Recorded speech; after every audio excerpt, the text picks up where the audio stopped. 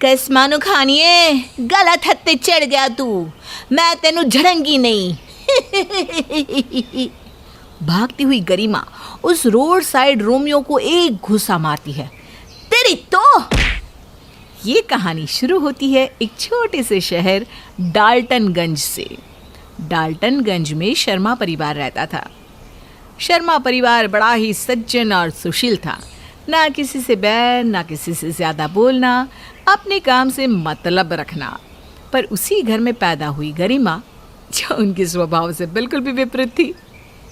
बाप बनाकर अपनी बेटी को विदा कर दीजिए, वरना अगर आज ये जट बिगड़ गया तो सैकड़ों को ले मरेगा। अच्छा, खुद की चड्डी तो बदल पाती नहीं और डायलॉग बाजी कर रही है।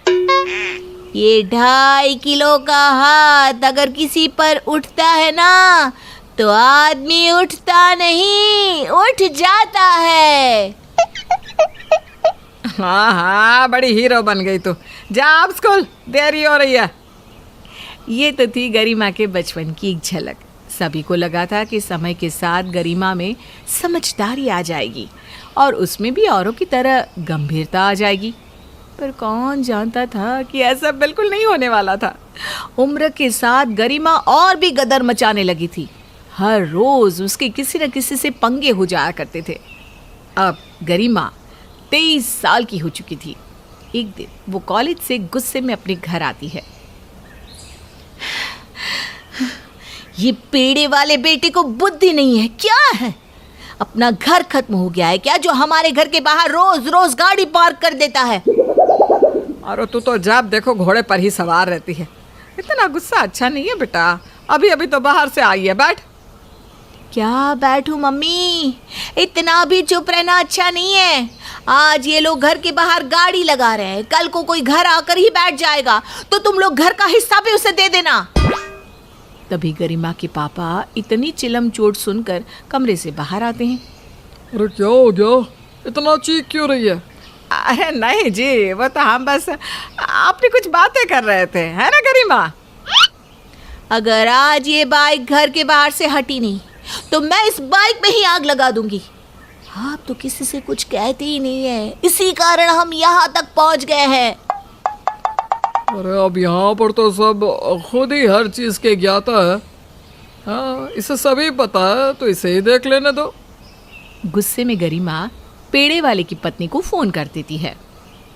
भाभी, गलती से आपके बेटे ने अपना घर समझकर हमारे घर के बाहर बाइक पार्क कर दी है और ऐसा पिछले 1 महीने से हो रहा है। तो अपने बेटे को कहिए कि बाइक हटाए। क्या भाई, तुम्हारे घर के अंदर तो नहीं लगाई है ना? अरे भाई, उसे मना ही करना था तो 1 महीने पहले मना कर देते। देख लीजिए पापा, लोगों को हाथ देने से यही होता है, सर पर चढ़ने लग जाते हैं। अब इस निर्मला और उसके परिवार वालों का पंप तो मैं उखाड़ती हूँ। निर्मला अपने परिवार को लेकर गरिमा के बाहर आकर तमाशा करने लग जाती है। तू बाहर नहीं जाएगी। अरे तुम्हारी इज्जत हमारे हाथ में है, वो जो बोलते हैं बोलने दे। पर गरिमा कहाँ रुकने वाली थी।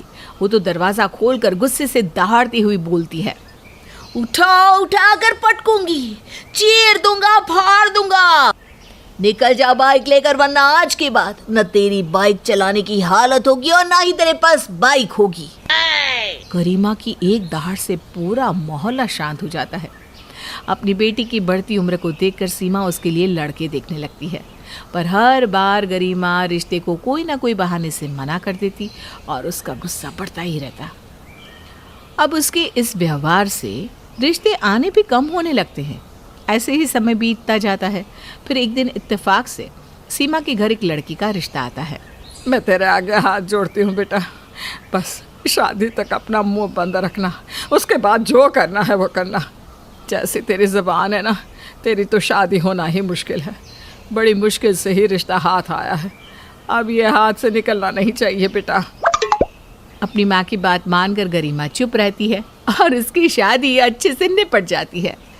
वो बहू बनकर मिश्रा परिवार में चली जाती है गृह प्रवेश के वक्त। अरे द्वार छिकाई तो करो लड़कियों। बहू, अपनी ननद को पैसे दे, तब तो वो तुझे अंदर आने देगी। गरिमा अपने पर्स से 5,000 रुपये निकालकर अपनी ननद को देती है। बस 5,000? लगता है मायके वालों ने ज़्यादा पैसे देकर नहीं भेजा। वो तो आप जैसे मेहमान हो तो 150 की जगह 180 की प्लेट तो हो ही जाती है। पैसे बचे भी तो कहाँ से आंटी जी? आपको तो हर प्लेट में अलग अलग डिश खानी होती है, घर में पैक करके भी ले जाना होता है। अब इतनी खातिरदारी में खत्म हो गए पैसे। बाप रे कविता, तेरी बहू है कि तोप का गोला? बड़ी कैची जैसी जुबान चलती है इसकी। हाथ जोड़कर कहती हूँ आंटी जी, इस घर में बहू बनकर आई हूँ तो आप बच गई, वरना ये किसी और लड़की के साथ हो रहा होता ना तो आप मेरे हाथों से नहीं बचती। और कुछ इस तरह से गरिमा पहले ही दिन अपने ससुराल में भी अपना गदर फैला देती है।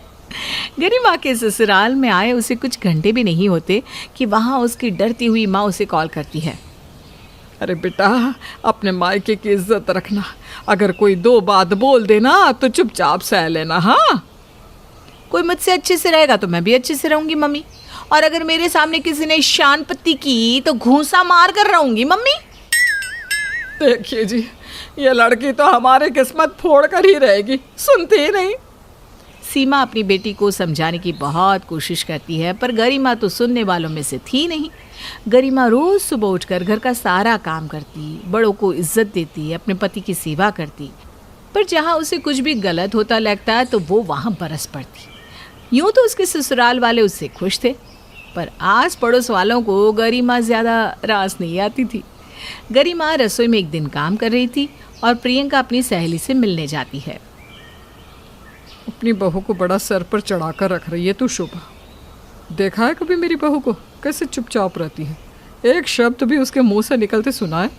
एक बार मोहल्ले में बोलने की कोशिश की थी उसने, मेरे बेटे ने एक थप्पड़ मारकर चुप कर दिया। और एक तू है, ज़रा अपने बेटे से कहकर इस पर लगाम लगवा। ये सारी बातें रसोई में काम कर रही ही गरिमा सुन लेती है। जो बातें आप कर रही हैं ना आंटी जी, पता है उसे क्या कहते हैं? क्या है? आने दे तेरे पति को। चिल्लाइए मत, वरना इस केस को यहीं रफा दफा कर दूंगी। रोज आपके घर से आपकी बहू के चीखने की आवाज आती है। एक बार थाने जाकर रिपोर्ट लिखवा दी तो एक्चुअली उसकी भी जरूरत नहीं पड़ेगी, क्योंकि आपका केस मेरे हाथ में आ गया है। ना तारीख ना सुनवाई, सीधा इंसाफ। प्रियंका घबरा जाती है और फौरन अपने घर रवाना हो जाती है। इसी तरह दिन बीत जाते हैं और एक दिन गरिमा नोटिस करती है कि उसकी ननद नैना आजकल बड़ी गुमसुम रहती थी। गरिमा नैना से इस बारे में पूछती है। मैं जब कॉलेज की तरफ जाती हूँ तो एक लड़का मुझे बहुत परेशान करता है भाभी। मुझे कुछ समझ में नहीं आ रहा क्या करूँ। घर पर अगर इस बात की भनक लगी तो ये लोग मेरा कॉलेज जाना बंद करवा देंगे। इसी डर से मैं किसी को बता भी नहीं पा रही हूँ। अरे तू डर क्यों रही है? डरेगा वो लफंगा। चल, आज मैं उसकी खातिरदारी करके आती हूँ।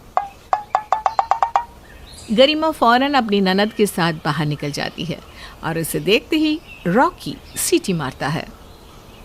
कसमानो खानिए, गलत हत्ते चढ़ गया तू। मैं तनी चढ़ाऊंगी नहीं। भागती हुई गरिमा उस रोड साइड रोमियो को एक घूसा मारती है। तेरी तो। गरिमा रॉकी को बहुत मारती है और रॉकी की चीख सुनकर उसकी माँ प्रियंका वहाँ भागती हुई आती है। प्रियंका मिश्रा जी, ये रहा जमीन पर पड़ा आपका बेटा, कूट दिया मैंने इसे। ये माँ की कुर्सी छोड़ दीजिए। बच गई आप, बचा लिया मैंने आपको। आपका बेटा यहाँ लड़कियों को छेड़ता है, बड़ा रोड रोमियो बनता फिरता है। सभी आसपास वाले वहाँ जमा होकर गरिमा की तारीफ करते हैं और प्रियंका को और उसके बेटे को खरी खोटी सुनाते हैं। डर के नहीं रहना बेटा, अपनी भाभी जैसी गदर बन। गलत को गलत कहना सीख और उससे लड़ना सीख। मिसेस शर्मा की बहू शालिनी सुबह से काम में बिजी थी। उसे काम करने का बड़ा शौक था। नौकरी भी करती थी, लेकिन वर्क फ्रॉम होम वाले ऑप्शन पर कभी ऑफिस का काम करती तो कभी घर का। चुटकी बजाते ही सारे काम कर देती थी, लेकिन सुबह से शाम तक बिजी रहती थी। और उसे इस तरह बिजी देखकर कभी कभी उसके घर वाले भी परेशान हो जाया करते थे। शालिनी, मुझे नाश्ते में आज पोहा खाना है। अभी बना देती हूँ, चिंता क्यों करते हैं, बस 2 मिनट रुक जाइए। डाइनिंग टेबल पर। अरे बहू, तुमने मेरे लिए दलिया क्यों बनाया? मम्मी जी, सुबह आपने तो कहा था कि आज आपको दलिया खाने का मन है। लेकिन बेटा, अगर तुम अनुज के लिए पोहा बना रही थी तो मेरे लिए भी वही बना देती। इतना करने की क्या जरूरत थी? अरे वो तो ठीक है, लेकिन देखो मेरे लिए अलग से पराठे भी बनाए हैं। अरे सुबह सुबह इतना सारा काम बेटा, ऑफिस भी तो होता है तुम्हारा। पापा जी कोई बात नहीं, कितनी देर लगती है, एक तरफ पराठे बना दिए, एक तरफ दलिया चढ़ा दिया, और पोहे बनने में तो वैसे भी वक्त नहीं लगता। लेकिन शालिनी, इतना कुछ करने की जरूरत ही क्या है? अगर तुम एक बार कह देती तो हम सब लोग एक ही तरह का नाश्ता कर लेते ना। हमें तो इस बात से कोई परेशानी नहीं। जानती हूँ मैं, आप लोगों को कोई प्रॉब्लम नहीं, लेकिन ठीक है ना, मुझे काम करने का शौक है, मुझे कोई तकलीफ नहीं है। एक दिन शाम के वक्त, शालिनी चलो ना, आज कॉफी पीने चलते हैं। बहुत दिन हो गए तुम्हारे साथ अकेले में बैठकर कॉफी नहीं पी मैंने। आज नहीं अनुज, मुझे कपड़ों की पूरी अलमारी ठीक करनी है और ऑफिस का भी थोड़ा सा काम रह गया है, वो भी करना है। शालिनी, कपड़ों की अलमारी संडे को ठीक कर लेना, और अगर ऑफिस का काम है तो जल्दी से खत्म कर लो, उसके बाद चलते हैं। नहीं अनुज, अगर मैं जल्दी फ्री भी हो गई ना तो किचन में कैरी काट कर रखी थी, उसका अचार भी तो बनाना है मुझे। शालिनी, कितना काम करती हो तुम? कभी खुद के लिए या अपने फैमिली मेंबर्स के लिए भी तो वक्त निकाल लिया करो। अनुज एक बात बता, ये जो आम का अचार मैं बना रही हूँ, ये क्या अपने लिए बना रही हूँ? तुम्हें ही पसंद है ना, तुमने ही कहा था ना, शालिनी जल्दी से आम का अचार बना दो, खाने का बहुत मन कर रहा है। मैं मानता हूँ तुम ये मेरे लिए कर रही हो, लेकिन मेरे लिए वक्त निकालना भी तो तुम्हारी जिम्मेदारी है ना। ठीक है ना अनुज, फिर कभी चलेंगे ना। कुछ दिनों के बाद, शालिनी, सुबह से देख रही हूँ कितनी बार छत के चक्कर लगा चुकी हो। क्या बात है बेटा, क्या कर रही हो तुम? मम्मी जी, वो पापा जी को चावल के आटे के पापड़ पसंद है ना, बस वही बनाकर सुखा कर आई थी। अरे लेकिन बेटा, वो तो बाजार में भी बहुत अच्छे मिल जाते हैं, हम वहां से ले आते हैं।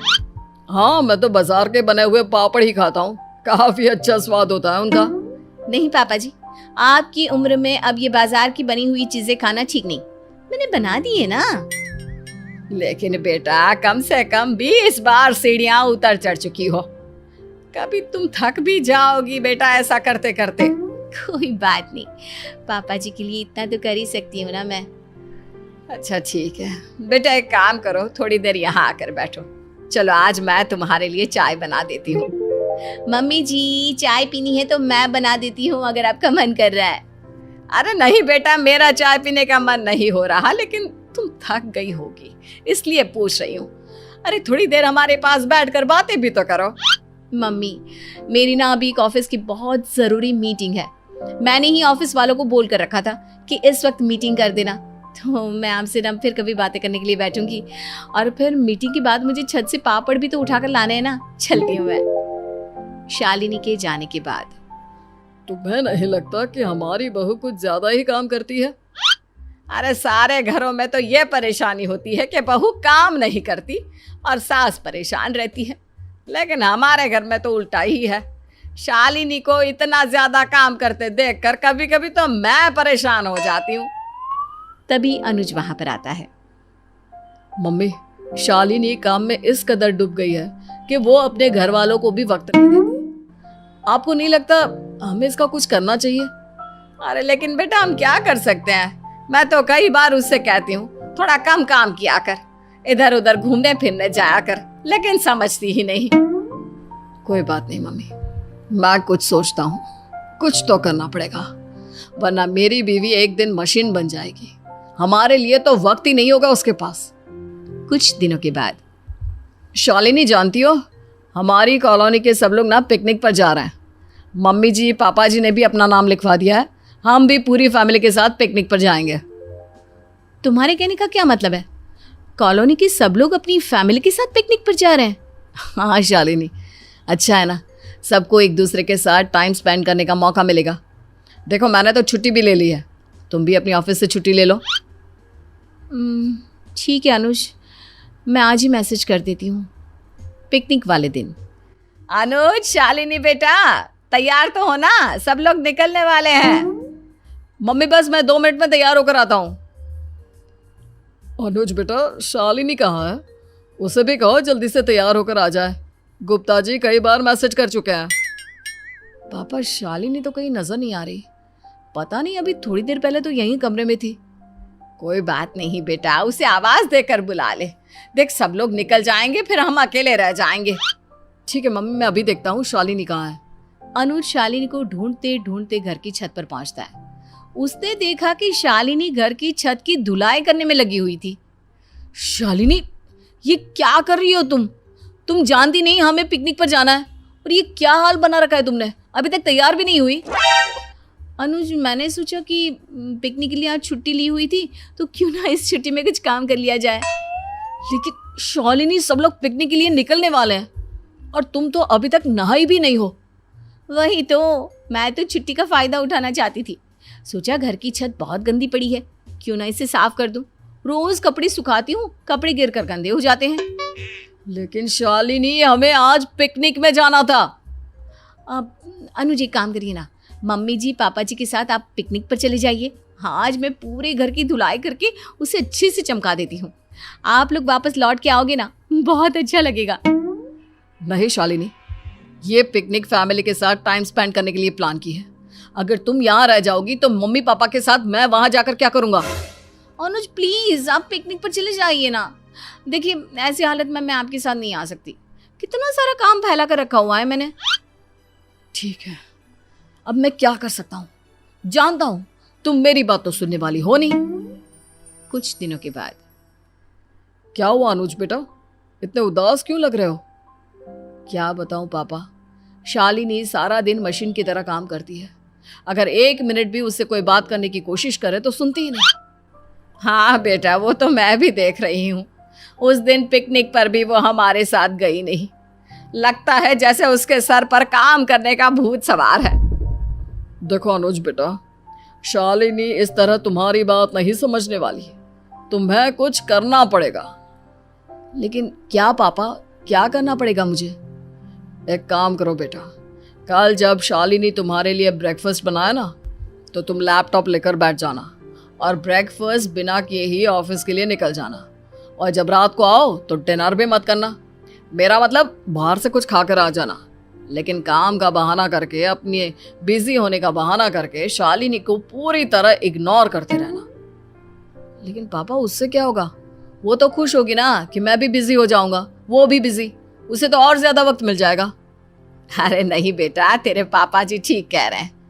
अब तक शालिनी को इस बात का एहसास ही नहीं कि जब उसके साथ वाला कोई इंसान बिजी हो जाता है तो कैसा महसूस होता है। बस 3-4 दिन तुम ये नाटक करो, फिर देखो शालिनी को अपनी गलती का एहसास हो जाएगा। और देखो, उसे अच्छी तरह इग्नोर करना। मेरा मतलब इग्नोर करने का नाटक करना। अगले दिन सुबह। अरे अनुज, सारा नाश्ता टेबल पर रखा हुआ है, आपने कुछ खाया क्यों नहीं? और ये लैपटॉप साइड में रखो, पहले कुछ खा लो। सॉरी शालिनी, मेरे पास टाइम नहीं है, बहुत काम है। लेकिन अनुज, भूखे ऑफिस जाना ठीक नहीं है, काम बाद में कर लेना। नहीं शालिनी, फिर कभी अभी मैं चलता हूँ। शाम के वक्त। अनुज, आपने डिनर भी नहीं किया और अब भी लैपटॉप लेकर बैठे हैं, आखिर बात क्या है? कहा ना शालिनी, एक नया प्रोजेक्ट आया है, उस पर काम कर रहा हूँ, वक्त नहीं है मेरे पास। अगले दिन।